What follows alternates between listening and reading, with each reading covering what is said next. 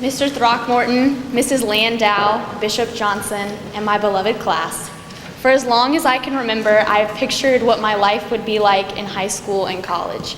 I pictured my senior year, and I have imagined what it will be like to move into my dorm room, but I have never thought about what came in between the two, probably because I have spent the last semester trying to ignore it, the transition from high school to college. I have been dreading this moment because in the midst of all my planning and dreaming, I never dreamt that I would actually have to say goodbye to all of you. I have had to say goodbye a lot. We all have had to say goodbye a lot. We say casual goodbyes and goodbye without even thinking about it, but the hardest goodbyes, the ones full of tears and bittersweet hugs, are the most painful, and they are the most painful for a reason. They stem from deep and passionate relationships. Fortunately, these kinds of goodbyes are more rare, but in my opinion, the class of 2017 has had to say this kind of goodbye too often. Mr. Miller, Kyle Anderson, Frederick Dale, and Larry Creason. One teacher and three fathers, all incredible men who have left incredible legacies. They are not with us today physically, but their stories are, and their stories have blended with our own. I know that these are not the only people we long were here with us today. Like I said, our class has had to say a lot of painful goodbyes, but in these goodbyes, there is still hope, and there is still a whole lot of love. That is one thing that our class has done well. We have loved.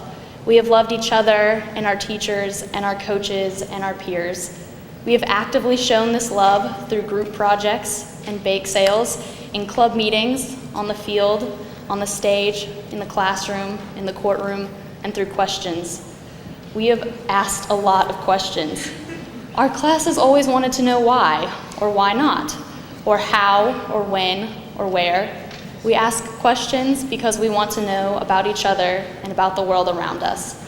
We know how to ask the hard questions, and we aren't afraid of the answers or the lack thereof.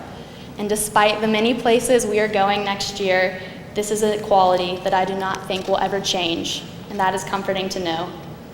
As Afar Nafisi once put it, you get a strange feeling when you're about to leave a place, like you'll not only miss the people that you love, but you'll miss the person you are now, at this time, at this place, because you'll never be this way again.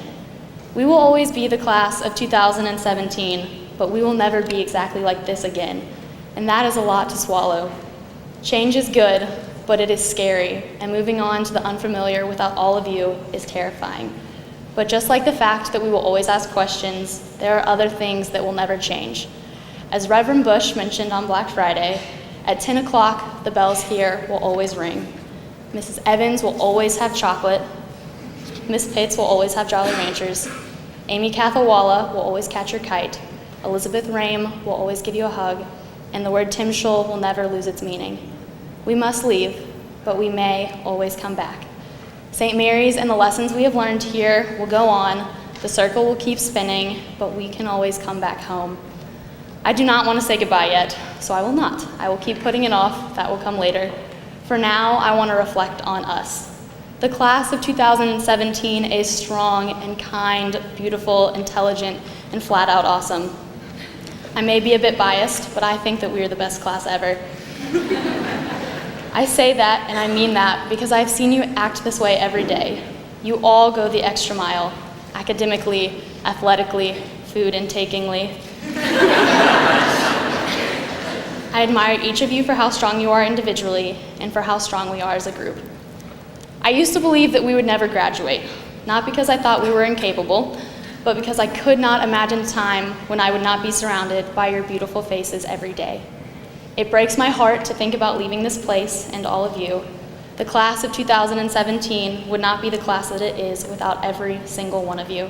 And I am incredibly blessed to have known all of you, and each of you will hold a piece of my heart forever. Now we get to be the people that say, back when I was in high school. And everyone listening will roll their eyes, but you will tell your story anyway, your St. Mary's stories. And what beautiful stories they are. They are 60 Perkins Extended summed up in a few words, and not only will your story include St. Mary's, but now St. Mary's story includes you. It is time to tell those stories. It is time to get up and get our diplomas. It is time to walk down the aisle and look at the pews where our loved ones are sitting, the pews we have sat in together every day, the pews we have grown up in. As you walk down the aisle, you can remember who you have been, you can think about who you are, and you can wonder about who you will be. It is later, and yet I still find myself incapable of saying the word goodbye, so I will not. Instead, I will say, until we meet again. So my dear friends, the light and life of my life, I love you. Let us go forth with joy until we meet again.